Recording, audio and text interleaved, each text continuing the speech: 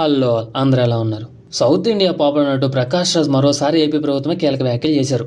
తాజాగా ఆయన ఓ ఇంటర్వ్యూలో పాల్గొన్నారు. ఈ క్రమంలో ఆంధ్రప్రదేశ్ డిప్యూటీ సీఎం పవన్ కళ్యాణ్ గురించి కొన్ని ఆసక్తికర వ్యాఖ్యలు చేశారు. ఇప్పటికే ఆయన పలుమార్లు పవన్ రాజకీయ తీరుపై విమర్శలు చేసిన విషయం తెలిసిందే. అయితే ఇప్పుడు ప్రకాష్ రాజ్ చేసిన వ్యాఖ్యలు నెట్టింట మరింతగా వైరల్ అవుతున్నాయి. పవన్ కళ్యాణ్ కొద్ది రోజుల క్రితం సనాతన పరిరక్షణ బోర్డు ఏర్పాటు చేసుకున్నారు కదా, దానిపై మీ అభిప్రాయం చెప్పండి అంటూ ప్రకాష్ రాజ్ను కోరారు. అందుకు ఆయన ఇలా సమాధానం ఇచ్చారు. సనాతన ధర్మాన్ని కాపాడడానికి పవన్ ఎవరు? అతనికి ఎలాంటి అర్హతలు ఉన్నాయో చెప్పాలి. అధికారంలో లేనప్పుడు ప్రజా సమస్యల గురించి పవన్ మాట్లాడారు. కానీ ఎప్పుడైతే ఎన్నికల్లో గెలుపొందారో వాటిని పక్కన పెట్టేశారు. రాష్ట్రంలో నిరుద్యోగత ఉంది, విపరీతమైన అవినీతితో నిండిపోయింది. ఎక్కడ చూసినా కూడా లంచాలే కనిపిస్తున్నాయి. ఆడబిడ్డల మీద అత్యాచారాలు జరుగుతున్నాయి. చాలా చోట్ల రోడ్లు లేక ప్రజలు ఇబ్బంది పడుతున్నారు.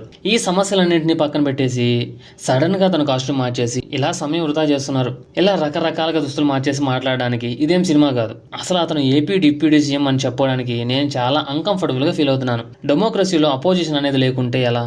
ప్రజల పక్షాన్ని నిలబడి వారిని ఎవరు ప్రశ్నించాలి అని ప్రకాష్ రాజ్ అన్నారు. అదే ఇంటర్వ్యూలో ఆయన తిరుమల లడ్డు వివాదం గురించి కూడా మాట్లాడారు. సనాతన ధర్మానికి నేను ఎప్పుడూ వ్యతిరేకం కాదు. చాలా సున్నితమైన అంశాన్ని మీరు రాజకీయం చేస్తున్నారు. కోట్ల మంది భక్తుల మనోభావాలకు సంబంధించిన తిరుమల లడ్డుపై ఎవరైనా మాట్లాడే సమయంలో సరైన ఆధారాలతో జాగ్రత్తగా వ్యవహరించాలి. అలా కాకుండా నోటికి వచ్చినట్లు మాట్లాడడం ఎంత మాత్రం కరెక్ట్ కాదు. లడ్డు తయారీలో కల్తీ జరిగిందంటే అందుకు కారణమైన వారిని డిప్యూటీ సీఎం హోదాలో ఉన్నవారు కఠినంగా శిక్షించేలా చర్యలు తీసుకోవాలి అంటూ ఆయన సూచించారు.